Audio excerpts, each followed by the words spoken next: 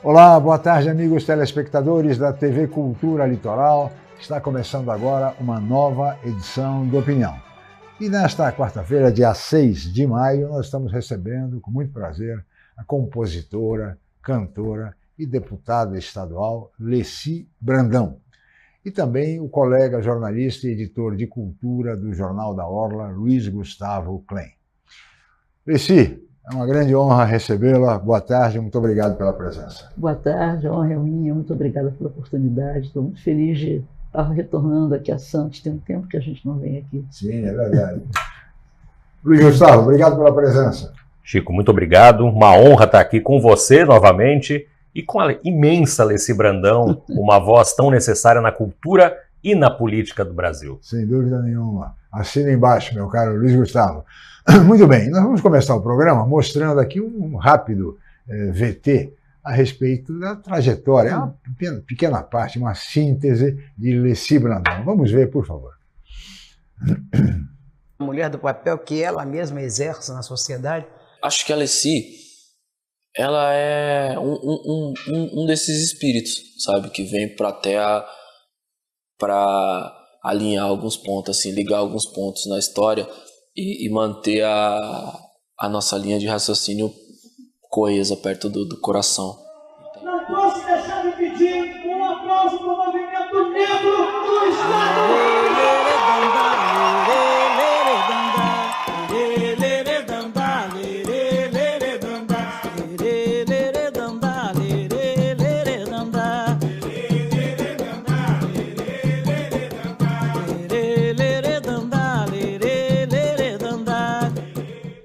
Aí está um resumo da trajetória de Leci Brandão, que, aliás, hoje à noite, no Cine Roxy, a partir das 19 horas, haverá o lançamento do documentário Leci, que foi dirigido por Anderson Lima. Eu gostaria, Leci, que você contasse um pouquinho desse documentário. Eu sei que você assistiu uma vez. Contasse um pouquinho, nos desse aí um spoiler, como se diz hoje em dia, a respeito do documentário, por favor. O Anderson Lima me comoveu muito quando ele procurou, né, o meu empresário, procurou as pessoas que ele queria fazer o documentário, e ele é uma pessoa muito, muito simples, sabe? Ele não demonstra assim, a capacidade que ele tem de ter reunido tanta coisa importante, tantos amigos também importantes, não só do meio artístico, como de outros caminhos. E eu só tive a oportunidade na Cinemateca, lá em São Paulo, de assistir esse documentário. Sim. Porque a vida da gente é cheia de compromissos e tal, viagens também. E tem uma outra questão, é que todo mundo sabe que eu tive problemas com a minha saúde no ano passado, ano retrasado também. E isso fez com que eu ficasse assim, tivesse que cancelar, inclusive, shows, fiquei muito tempo sem fazer shows. E a vida parlamentar também ocupa a gente bastante, claro. Mas, graças a Deus, nós conseguimos sobreviver, superar tudo isso. As pessoas rezaram muito, torceram muito pela minha recuperação, e agora a gente está mais lento, as coisas estão acontecendo mais devagar, mas a gente ainda estamos aqui, né? Retomando a vida normal. Aliás, amanhã à noite, no Sesc, no Teatro do Sesc, aqui em Santos, show de Leci Brandão. Imperdível, tanto o show quanto o documentário, e hoje no Cine Roxy. Não é isso, Luiz Gustavo? É isso. Eu acho que precisariam ser feitos alguns documentários para conseguir retratar a Leci Brandão. Sabe aquela série do Chico Buarque que tem o poeta, o Sim, político? A Leci Brandão é muitas, né? É uma só, todas essas pessoas conversam, mas toda a trajetória política dela, eleita pela primeira vez aos 66 anos, né, Leci? O trabalho parlamentar dela, sempre com muita delicadeza, com muita força, mas com muita delicadeza, com a voz baixa, serena, a força da delicadeza da Leci, perdão. A Leci, compositora, a Leci que virou adjetivo no carnaval. O Rubens Evald Filho era Leci Brandão do Oscar, né? Falava muito isso na minha época, quer dizer, são várias Lecis, todas elas extraordinárias, e estou muito curioso, estarei lá no Roxy hoje à noite para assistir o documentário. Sim, um espetáculo imperdível. o documentário Leci, de Anderson Lima, no Cine Roxy, hoje, a partir das 19 horas, e que vai contar com a presença da Leci, né? Leci estará lá assistindo tranquilamente o seu documentário e se preparando para o show amanhã no Teatro do Sesc, também outro. Esse show, Leci, vai ser um retrospecto da sua carreira como compositora, como cantora? Não, na verdade, não é. É um show que a gente tenta mostrar não a nossa história, né? Mas tudo que eu tenho passado, presenciado, tudo que eu tenho vivido, principalmente no estado de São Paulo. Porque se eu tivesse que reunir num show toda a minha história, eu não teria condições, porque são muitos anos, né? São mais de 50 anos. Então, a minha idade agora, eu farei, se Deus quiser, 82 anos em setembro. Olha só. Estou com 81 anos. Que beleza, 81 anos e cheia de vigor, cantando, se apresentando para o grande público de Santos. Sem dúvida nenhuma, amanhã, no Teatro do Sesc, outro show imperdível de Leci Brandão. Muito bem, Leci, eu queria agora que você nos contasse um pouco o que representa para a música popular brasileira o fato de você ter sido a primeira mulher a integrar uma ala de compositores, né, de uma escola de samba e, no seu caso, a sua escola de coração. Estação Primeira de Mangueira. O que representou esse fato quando isso aconteceu, Leci? Olha, na verdade, a Mangueira é uma coisa de cordão umbilical, né? Porque minha avó, por parte de mãe, já tinha desfilado na Mangueira, né? Minha mãe desfilou em Mangueira, eu nem sonhava nascer. E quem me levou para Mangueira foi um compositor chamado Zé Branco, ele que sabia que eu fazia samba, sabia que às vezes eu participava de festivais estudantis e tal, foi quem teve a ideia de levar ao José Bergogério, que era o presidente da ala de compositores na época, a ideia de eu participar da ala. Ele disse, olha, traz a Leci aqui, entendeu? E a reunião nessa época, o Palácio do Samba estava sendo construído, que é a quadra da Mangueira, né? O Palácio do Samba estava sendo construído. Então, nós tínhamos a reunião dos compositores numa rua no centro da cidade do Rio de Janeiro. Lá os compositores se reuniam todas as terças-feiras, e numa dessas terças-feiras o Zé Branco me levou lá e me apresentou. Disse, olha, eu acho que a Leci tinha condições de entrar na ala, porque ela já faz samba e tal. Aí a resposta que eu recebi do José Bergogério, que era o presidente, foi o seguinte, olha, você traz uma carta, semana que vem você vem aqui, faz uma cartinha explicando os motivos pelos quais você quer participar da ala. Eu falei, peraí, quem está me trazendo é o Zé Branco, eu não pedi absolutamente nada, tá? Então vamos explicar direitinho as coisas. Então, terça-feira que vem virei aqui e fiz a cartinha dizendo que se eu entrasse na aula de compositores, para mim seria uma coisa muito importante, porque eu considerava a aula de compositores da Mangueira uma grande faculdade, sabe? Para quem queria, né, e entrar numa escola de samba. E assim foi feito. Eu fiz a carta, e me lembro que na época tinham mais ou menos uns 30 compositores, a aula de compositores era bem grande da Mangueira. E lá estava Bergogério, Zagaia, Pelado, Comprido, Newton Russo, né, Darcy, todas essas pessoas presentes, né? E a resposta que eu recebi foi assim: nós vamos observar o seu trabalho durante o ano, vamos ver aqui como que você sabe de samba de quadra, se você é capaz de fazer sambas de quadra, e vamos fazer uma análise. Se você for aprovada, aí já no ano que vem você entra para a ala oficialmente. E assim foi feito. Fiz alguns sambas de quadra, mas também eu fazia parte dessa que a Mangueira era assim, os compositores tinham palanques, né, na quadra, e tinha inscrição. Quando chegavam no ensaio, você tinha que fazer inscrição. Então cantava o samba por ordem de chegada. Então eu já aproveitei para fazer um trabalho de secretária, né? Anotava quem chegava e tal, era desse jeito. E tratava todo mundo com muito respeito, com muito carinho e tal. Aí a gente fez um samba de quadra chamado Barraco Verde Rosa, e é uma música que nunca foi gravada. E esse samba agradou as pastoras da escola e tal. E aí o pessoal começou a observar, né? Aí um dia foi Nelson Sargento, sim, que encontrou comigo, disse, olha, eu queria que você fizesse um samba falando da escola, enfim, alguma coisa. E esse samba foi feito.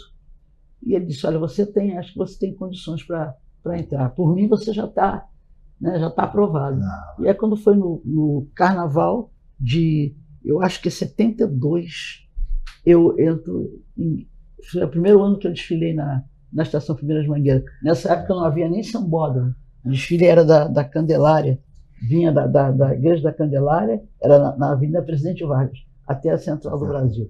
E foi o primeiro ano que eu desfilei na Mangueira. Luiz Gustavo. Eu nasci durante o Carnaval de 1972. Olha só, tá Olha só. Que coincidência. 9 de fevereiro de 72. Que agradável coincidência. Eu não sei se dá tempo ainda, claro, de fazer uma questão rápida. Às vezes é preciso fazer concessões, né, Leci? Você acha que se algum outro compositor homem passou por todo esse processo para ser aceito na ala dos compositores da Mangueira? Mas olha, Leci, você responde no próximo bloco. Tá bom. Se fazer um rápido intervalo, voltaremos em seguida com a opinião.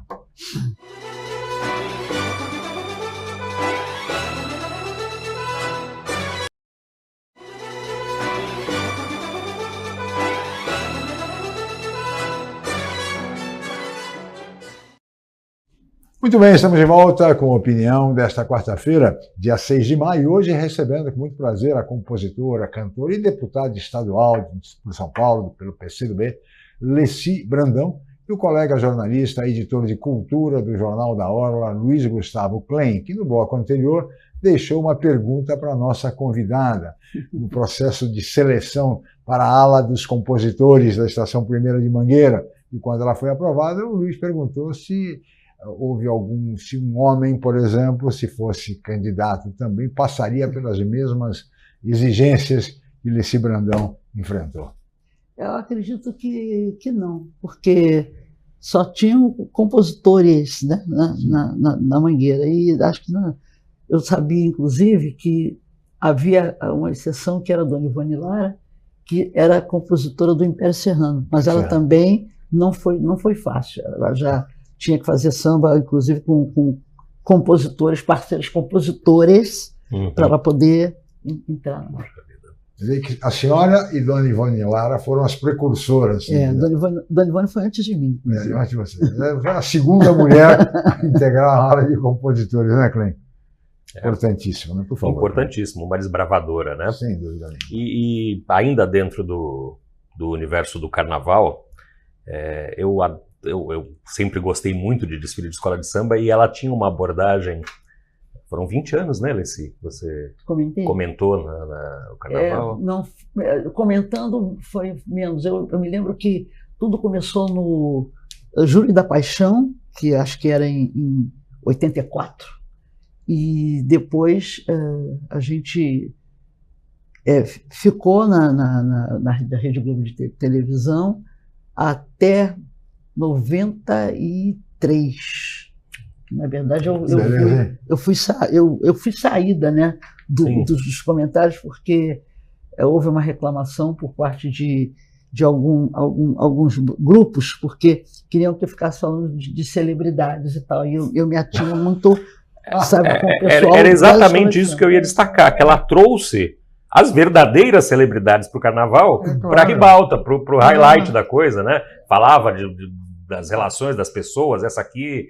Enfim, velha guarda, baianas, bateria, filha de fulano, sobrinha de Beltrano. Era grande parte da graça de assistir ao carnaval naquela época, né? Uma coisa que se sente muita falta. Aliás, era o melhor dos comentários das transmissões da Globo, era o melhor, quando a Leci atuava. Continue, Klein, por favor. E, enfim, como é que foi a tua relação com o carnaval depois desse período de comentarista? continua na Mangueira? Não, eu nunca vou deixar de ser mangueirense, Mangueirense, né? né? Mas eu acabei também recebendo um convite da Alice Maria, que era diretora de jornalismo da TV Globo, e ela falou que gostaria que eu fizesse uma apresentação também em São Paulo. Eu fui para São Paulo e me lembro que foi até o Tramontina que comentava nessa época também, era locutor o desfile era na Tiradentes, não tinha nem o Sambódromo, né? Uhum. Quando o Sambódromo foi inaugurado em São Paulo, eu não estava no Carnaval, estava no Rio.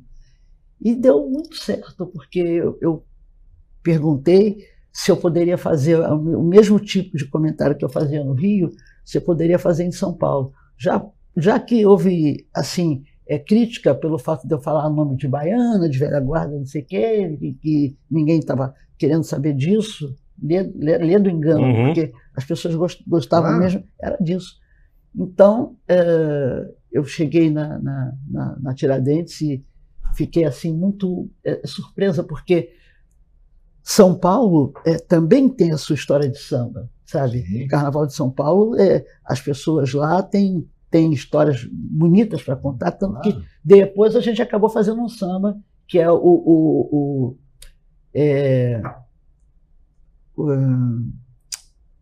fiz até com o falecido Reinaldo, foi meu parceiro nisso aí, né? Uhum. E dizendo que o poeta falou, que eu acho que era uma brincadeira, poeta Vinícius de Moraes, que São Paulo enterrou o samba, que não tinha gente bamba, e não entendi porquê, fui à Barra Funda, fui lá no Bexiga, fui lá na Nenê, me perdoa, poeta, mas discordo de você. E aí a gente vai escrevendo, né, as pessoas que começaram o samba, os lugares também, os bairros, e com isso a gente acabou indo para São Paulo, comentamos durante quase 10 anos o Carnaval de São Paulo, e graças a Deus houve uma diferença, sabe? As pessoas começaram a se interessar mais pelo desfile, porque a gente trazia para a transmissão a importância de cada elemento que estava ali na avenida. Havia um espetáculo há muitos anos, que era até conduzido, Clem, pelo Plínio Marcos. Sim, sobre o samba em São Paulo.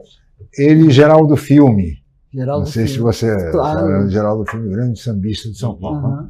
Então, mostrando que São Paulo realmente também, Vinícius ali realmente se equivocou, se enganou, né, Clem? Guardadas as devidas proporções. O Carnaval do Rio é o Carnaval do Rio, o Carnaval de São Paulo tem características diferentes, mas não é melhor ou pior, são diferentes. Né? Dois grandes espetáculos, né? Acho que tanto do Rio de Janeiro quanto de São Paulo, sem dúvida nenhuma. Agora, Alice, eu queria perguntar a você o seguinte, queria que você fizesse uma análise do atual momento da música popular brasileira.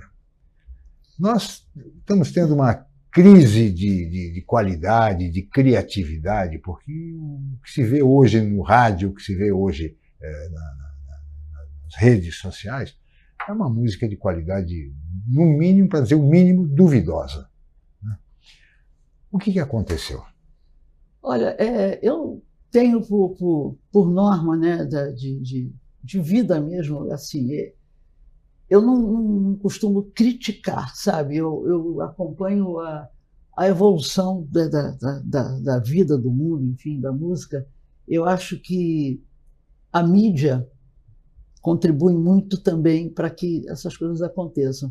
Porque eu dizia, inclusive, antes de nós chegarmos aqui, que eu tenho muita saudade de rádio. Eu sempre gostei de ser entrevistada em programas de rádio, né? Porque programas no Rio tinha Rádio Globo, tinha Rádio Tupi, enfim, e tal.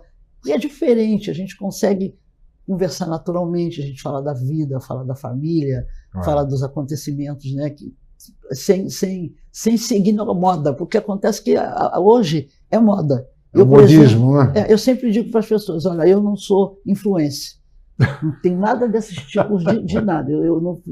Se eu puder influenciar alguma coisa, eu tento trazer uma influência para coisas boas. Positivas. Para a vida, para as coisas positivas, porque eu não sei se você concorda comigo, o mundo está muito virado, está tudo trocado, a gente não sabe mais o que vai fazer, como fazer, porque tudo você recebe crítica.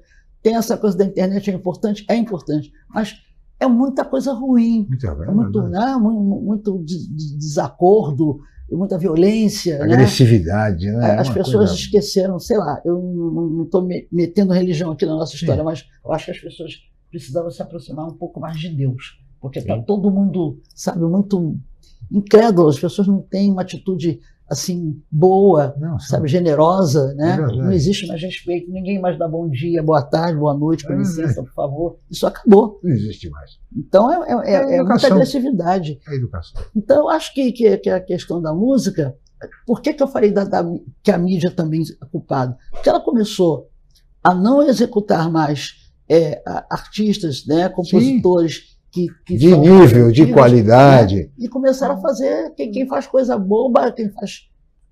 ódio à violência, ódio à agressividade, etc. Então, entendeu? É uma barbaridade. Então, perdeu bastante. A música popular brasileira acho que está muito assim, saudosa, sabe? De boas letras e tal, né? Do talento, né? Talento que não se vê mais.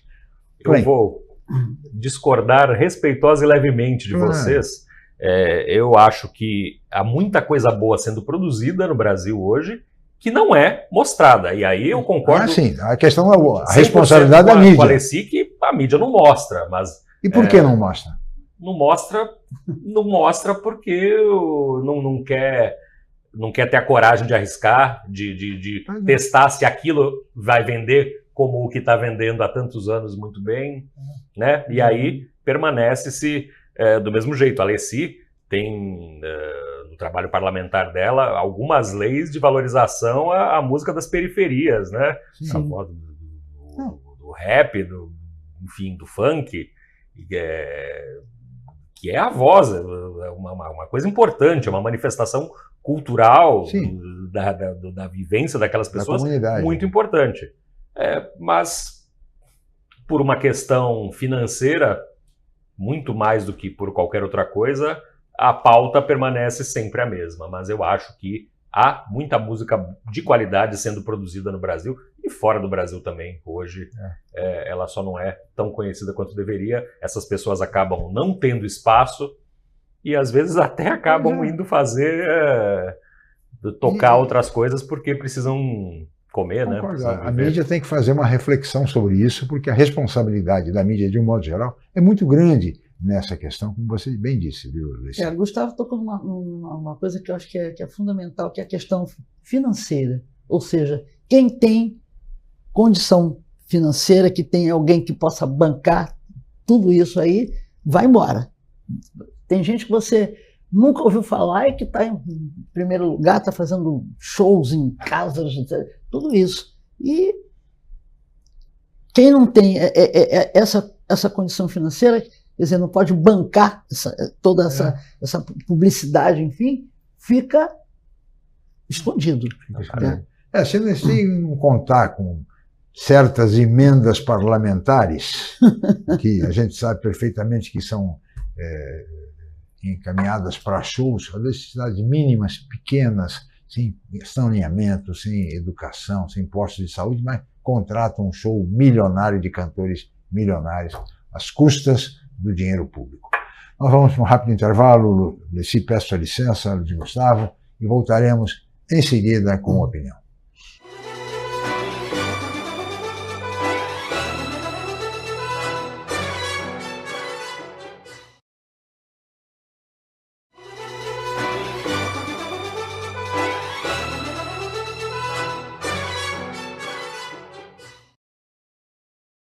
Muito bem, estamos de volta com a opinião desta quarta-feira, dia 6 de maio, hoje recebendo com muito prazer a cantora, compositora e deputada estadual por São Paulo, do PCdoB, Alessi Brandão, e o colega jornalista Luiz Gustavo Klein, que é editor de cultura do Jornal da Orla.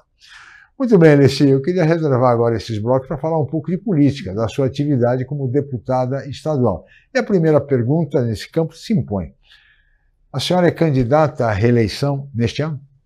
As pessoas conversaram comigo e disseram que gostariam que eu continuasse, que eu deveria, né, mais uma vez, tentar, porque esses 4 mandatos, né, que nós temos têm dado uma resposta positiva, porque o nosso mandato ele se preocupa muito com as pessoas, sabe? Não é uma coisa de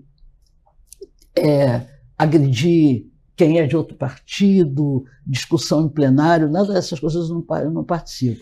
Eu uso, né, o púlpito para poder defender, sabe, tudo aquilo que eu sempre cantei. Quando fui eleita a primeira vez, eu não sabia o que fazer. Eu disse, bom, peguei todos os meus LPs, pus em cima da mesa, falei, bom, isso aqui que eu cantei, é isso aqui que eu vou atuar nessa caminhada parlamentar. E graças a Deus tem sido aceito, tem dado certo, porque nós não temos nenhuma... não tem uma receita, sabe? A gente tem que... seres humanos são fundamentais. Eu acho que a gente cuida de educação, de saúde, a questão do movimento negro, porque a questão do racismo é muito séria nesse país. Então, faz parte da minha pauta o respeito, de um modo geral, respeito a todas as religiões. Eu sou uma pessoa ligada às religiões de matriz africana, todo mundo sabe disso, mas eu respeito toda e qualquer religião a partir do momento que você acredita em Deus, que você tem um credo, que você faz coisas boas, né? Que você faz alguma coisa para ajudar o ser humano a progredir, né? a ter dignidade de vida. Tudo isso é que é fundamental para mim, mas não tenho assim dificuldade para dentro do parlamento, até porque eu não ofendo ninguém. E sou muito respeitada e querida, porque eu não entro nessa coisa da briga, sabe? Da polarização, esse clima aí de agressividade, né, Alice? Luiz Gustavo, portanto, Alice Brandão, candidato à reeleição. Isso aí. Quero agradecer a sua produção pelo cafezinho que a gente está tomando aqui no intervalo, uma delícia. Eu acho que a atuação parlamentar da Alice Brandão é resultado de uma visão de mundo que ela tem, que se manifestava na carreira artística e que traz as mesmas bandeiras, as mesmas preocupações para a vida pública. Então, são mais de 50 leis aprovadas, né, Alice? Todas elas dentro desse olhar para o ser humano. Acho muito importante isso que ela falou, eu ia perguntar isso, da relação com esses parlamentares neófitos, advindos de partidos mais à direita do espectro político, que tem uma atuação mais de embate, de confronto permanente. E você fala com a tua delicadeza, com a tua suavidade nas relações com as pessoas, consegue quebrar isso. E o parlamento parla, é a arte do diálogo, exatamente. É a construção. Nunca houve um problema, Alice, mesmo com esses neófitos que chegam lá na Lesp já com esse espírito de combate. A gente sempre tem, nunca aconteceu nada assim de grave comigo, só que uma vez que teve um parlamentar que, inclusive, depois ele nem seguiu mais na casa, ele não foi reeleito, enfim, mas que falou coisas que não tinham nada a ver, porque teve um problema lá que alguém, para aprovar um projeto de alguém, nem me lembro, mas essas coisas eu não procuro nem guardar. Ele começou a dizer que as pessoas tinham recebido dinheiro, que tinham recebido ajuda financeira, não sei o quê, e eu disse, olha, você está cometendo uma indelicadeza, você está sendo, leviano. Inclusive, exatamente essa palavra, eu falei, isso é uma leviandade, porque eu estou aqui, porque o povo, sabe, me elegeu e procuro honrar esses votos que eu tive, eu procuro honrar fazendo o quê? Atendendo as pessoas, porque não adianta nada também você, às vezes, você ser eleito e depois você já não recebe o povo, você esquece, você não faz mais nada. Então, meu povo é o povo mesmo mais simples, é o povo da periferia, é o povo da quebrada, como eles chamam agora, né? Da quebrada. É claro que a população negra também tem uma responsabilidade muito grande com a minha eleição, porque eu sempre fui uma pessoa que sempre defendi, nem sonhava entrar, jamais poderia passar na minha cabeça que eu ia entrar na Assembleia Legislativa de São Paulo. Eu sou carioca, né? Mas eu, voltando àquela questão dos discos, né? Eu botei os LPs todos em cima da mesa e falei, puxa, eu cantei desde o primeiro LP, fui vendo tudo que eu discuti, que eu falei, que eu consegui compor com meus parceiros e tal. Disse, é isso aqui que vai ser o meu mandato. E outra coisa, eu não tinha nenhuma experiência, né, de política e nada, mas consegui formar um gabinete, uma assessoria de pessoas que trabalharam comigo na campanha e que eu fiquei observando, e na hora que eu entrei, eu falei, agora eu sei quem é que eu vou chamar para vir comigo, porque eu não conhecia ninguém, não conhecia políticos, nada disso. Então foram pessoas que trabalharam, que demonstraram interesse em também ajudar o povo, né, de cada um da sua maneira. Então tinha gente da educação, da saúde, né? E isso, aliás, quem entrou comigo em 2000, eu fui eleita em 2000 e agora me esqueci agora o ano da minha eleição. 22, 18, 14, 10, 2010. 2010. Aí as pessoas estão comigo até hoje. Olha só. Porque foi uma coisa tão, sabe, foi uma comunhão assim tão boa, porque eu não tenho aquela coisa de deputado e ninguém chega perto de mim, ninguém não, pelo contrário, é como se fosse uma família, tanto que o nosso gabinete tem um nome, Quilombo da Diversidade, porque tem pessoas de todas tem gente de todas tem branco, tem preto, tem loiro, tem tudo, entendeu? E todo mundo é respeitado. Um gabinete aberto e democrático. Com certeza. Plural. É. Muito bem. Leci, você é do PCdoB. Sim. Né? Partido Comunista do Brasil. E que caminha normalmente ao lado do PT na federação. Imagino que continue assim. Continua. Caminhando na federação junto. E agora nós temos uma eleição daqui a 5 meses, uma das eleições mais importantes da história do país. Né? Sim. E temos um cenário hoje, as pesquisas mostram hoje, um empate técnico, um equilíbrio muito grande entre um candidato de oposição, provavelmente o senador Flávio Bolsonaro, que é pré-candidato do PL à presidência da República, e o presidente Lula tentando uma reeleição. Há um equilíbrio, as pesquisas mostram isso, com uma ligeira vantagem numérica do senador Flávio Bolsonaro nos dias de hoje. Estamos há 5 meses das eleições, ainda falta muito tempo, mas certamente esta eleição será marcada por equilíbrio e um acirramento, é provável, né? Tendo em vista esse clima de polarização, de agressividade. O que você, a senhora como deputada, com bastante experiência e com toda a sua forma de agir e de ser, espera dessa campanha? Porque o que se tem visto normalmente, deputada, é muita agressão, muita ofensa, né? Injúria de toda sorte, calúnias e muito pouco de propostas. Quer dizer, será que desta feita teremos uma campanha propositiva? Olha, eu tenho muito assim receio de que essa coisa chegue a um ponto de agressividade, porque eu me lembro que antigamente havia os partidos, sempre não foi, sabe, tinham suas diferenças e tal, mas as pessoas se respeitavam. Sim, havia respeito, sabe? Claro. As pessoas conseguiam aceitar, porque muitas famílias foram separadas, o Brasil teve muita divisão por causa da questão política. Acho que até hoje, hein? Não, até hoje, sabe? Mas teve um momento que a coisa ficou insuportável. Você não podia dar a sua opinião, você não tinha direito de falar nada, e principalmente quando você defendia a população, sabe?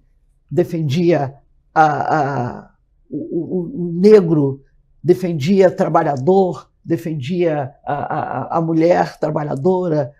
Então, isso aí ficou muito ruim, porque tem que ter liberdade, as pessoas têm que ter independência de pensar e de se colocar, dar a sua opinião.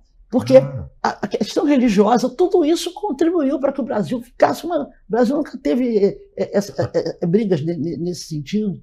As pessoas sempre aceitaram o outro, porque eu posso... vou dar um exemplo mais prático. Eu sou uma pessoa que todo mundo sabe que eu sigo a religião, sabe, de matriz africana, né? Os espíritas também são respeitados por mim e tal. Tenho amigos evangélicos também, não tenho nada contra, tenho amigos messiânicos. Agora, de repente, a gente ficou sofrendo perseguição pelo fato, eu inclusive fui muito perseguida na segunda eleição, pelo fato de ser uma pessoa ligada à religião de matriz africana. Sabe? As pessoas publicam fotos, não sei o que, de coisa que você nunca fez, sabe? Muito ruim. Foi muito ruim, muito triste, muito triste você não respeitar. Afinal de contas, o Estado é laico, né? Esse clima de intolerância, de intransigência é absolutamente inaceitável no Brasil. Nós que sempre fomos muito acolhedores, sempre, e de repente estamos nos transformando em cidadãos belicosos, beligerantes, né? Isso, Gustavo. Peço a licença de ambos, vamos para mais um rápido intervalo e voltaremos para o último bloco do programa de hoje.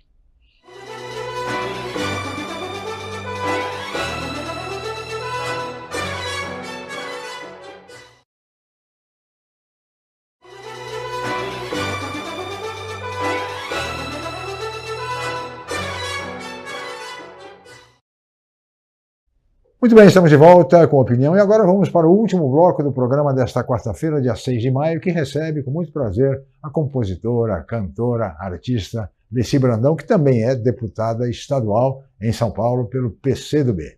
E o colega jornalista, editor de cultura do Jornal da Orla, Luiz Gustavo Klein, que formula agora mais uma pergunta para a nossa convidada. Queria comentar só rapidamente. Não, por favor. Meu pai foi filiado ao mesmo PCdoB da Leci. Foi diretor sindical, professor, e ele terminou a vida bolsonarista, brigando com os filhos. Esse exemplo aqui das famílias que se dividiram, e ele nos cobrava, mas como é que vocês ficam contra mim? Nós estamos fazendo o que você me ensinou a vida inteira. Você nos ensinou, né? Então, de fato, mesmo famílias que eram muito unidas, claro, não deixamos de falar com o meu pai, mas... houve essa crise aí com os 3 filhos. Olha só. Né? Então fica aqui essa observação. Tristeza, né, que a gente observa até hoje. Ela falou também do corpo ali de assessores. Eu fui assessor parlamentar também, e eu acho importantíssimo que você tenha assessores com a mesma visão de mundo, porque cada um deles fala pelo seu mandato também contigo, ou em outros lugares, né? Então, claro, as indicações políticas acontecem, elas são necessárias, mas é preciso ter ali uma equipe que tenha a mesma visão de mundo, né? Com certeza. Eu falei para eles, eu só trabalho com pessoas nas quais eu possa confiar, que entendam as minhas ideias, que entendam, sabe, as minhas ações, e que sejam, acima de tudo, honestos, né? Porque muitas vezes você vê aí matérias que envolvem políticos e que acontecem escândalos, acontece corrupção, não sei o quê, e às vezes a pessoa não sabe de nada. Por quê? Porque ele não fez uma análise de quem iria acompanhá-lo. Então, todo mundo sabe como eu sou. Antes de qualquer coisa, eu digo, eu estou deputada, eu não sou deputada, eu sou artista. Eu sou uma artista popular, né? Agora, deputado eu estou, não sei com quanto tempo Deus vai permitir que eu seja. Só que é fundamental que haja sinceridade, confiança, respeito, né? Equilíbrio. Tudo isso é fundamental.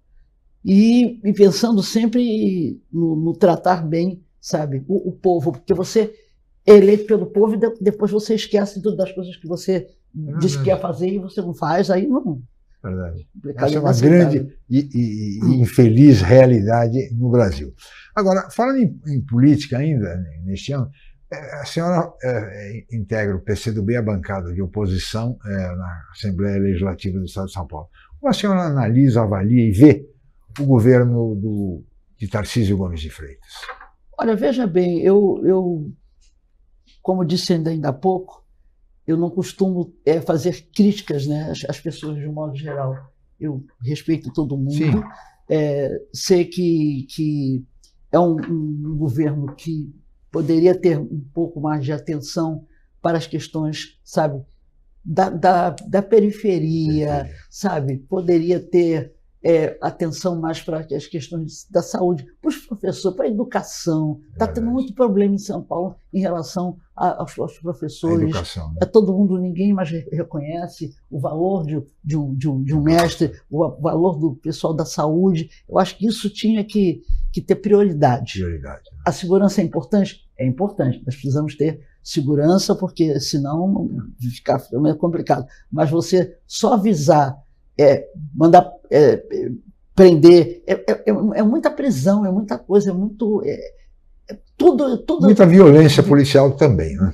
É exatamente isso que eu quero dizer. Violência policial é uma coisa que deprime a gente. Acho que não é necessidade, a gente tem que ter segurança, mas claro, essa coisa de, por exemplo, passa um homem negro, a polícia já olha para ele diferente, já acha que ele é bandido, e a pessoa acha que só na periferia é que as pessoas fazem coisas ruins, e não é dessa forma. Eu acho que a pior coisa que existe, por exemplo, é a guerra. A guerra, para mim, é tudo de pior, porque tá esse conflito aí mundial. Essa barbárie, a verdadeira barbárie que nós estamos tendo, né? No Oriente Médio. E ninguém sabe. E tudo por causa de quê? Por causa de riqueza, por causa de poder, não é por mais nada. Poder. Entendeu? É sempre isso, é sempre o poder, pelo poder. Luiz Gustavo Klein. Temos um tempo aí restrito, né? Mas eu peço permissão, claro, para a gente terminar com música, né? Trazer a Alessi aqui. Eu assisti a sua entrevista no Roda Viva, aqui da TV Cultura, no ano passado, e você fala da Bossa Nova, que foi a primeira música que você compôs, né, Alessi? Eu queria que você falasse um pouco disso e o porquê. O que mais me chamou a atenção foi que você não gravou. Por que você não gravou essa música até hoje? É porque não houve oportunidade. Foi inclusive uma música por motivo de sofrimento de amor, né? E acabou que não foi uma coisa que tocasse o meu coração quando eu me tornei artista, né, compositora profissionalmente. Não foi uma coisa que me tocou, pelo contrário, foi um sofrimento que fez resultar essa música e que acabou me dando um sinal de que eu poderia fazer mais composições, né? E a minha vida foi continuando, e acabou que eu passei a ser uma compositora crítica da vida, né, social, e fui compondo. Aí fiz música para professores, fiz música para o morro, para o dia a dia, para o teatro, né? Sempre assim. Para Mangueira. Para Mangueira, com certeza, né? Barraco Verde Rosa foi o primeiro samba que eu fiz na Mangueira. E foi a primeira, né? Ali naquele processo de seleção. Exatamente. Como compositora, né? De todas as tuas composições, qual é a que mais fala para você mesma? Uma só não tem. Não tem, porque... São todos filhos, né? Injusto. Porque, filhos e filhas. Exatamente. E cada um numa época, né? Então a gente... Eu particularmente gosto muito do Anjos da Guarda, que é uma música em homenagem aos professores. Foi que eu vi uma passeata de professores por causa de reivindicação salarial, né? E aí a música nasceu, que na passeata um professor caiu, assim, e aí eu me lembro, a imagem que eu vi na televisão ficou na minha cabeça, aquela bota assim da polícia no rosto do professor que estava no chão. Isso na hora que nasceu Anjos da Guarda. Muito bem, olha só, que beleza. Não? Muito bem, chegamos ao final, mas eu só queria lembrar que hoje à noite, no Cine Rock, ali na Avenida Ana Costa, 443, em pleno Gonzaga, acontece o lançamento do documentário Alessi, que terá a presença da nossa convidada, a cantora e compositora Alessi Brandão, hoje no Cine Roxy, o documentário Leci, de Anderson Lima, imperdível, portanto, para todos os aficionados por cinema, por documentário, por música popular brasileira de qualidade e da nossa Leci Brandão, que amanhã se apresenta em show aqui em Santos para o público santista no Teatro do Sesc. Leci Brandão, muitíssimo obrigado pela sua presença aqui, foi uma honra recebê-la. Tá, meu querido, eu agradeço, né, essa oportunidade, que tem um tempinho que a gente não vinha aqui à cidade, né, para fazer entrevista assim, e também para cantar para o público daqui, claro, que é um público que nos recebe com tanto carinho, sabem as músicas quase todas que a gente conseguiu fazer esse sucesso aqui em São Paulo, e agradeço a todo mundo mais uma vez que rezou muito por mim, pela minha recuperação, né, e a gente só tem que dizer obrigado, meu Deus, por tudo isso, de ver que o público não esqueceu, né? O que a gente construiu, que as pessoas fazem comentários assim muito valiosos em relação à nossa estrada, à nossa carreira. Muito bem. Muito obrigado, Leci Brandão. Muito obrigado, Luiz Gustavo Klein. Uma honra estar aqui, um privilégio estar aqui sentado ao lado da Leci, ao teu também, aqui na TV Cultura, sempre uma alegria. Muito obrigado ao Luiz Gustavo Klein, editor de Cultura do Jornal da Orla, muito obrigado a Leci Brandão, e um agradecimento especial a você, meu caro telespectador, minha cara telespectadora, pela audiência qualificada de sempre. Amanhã nós estaremos de volta em mais uma edição do Opinião. Muito obrigado e até lá.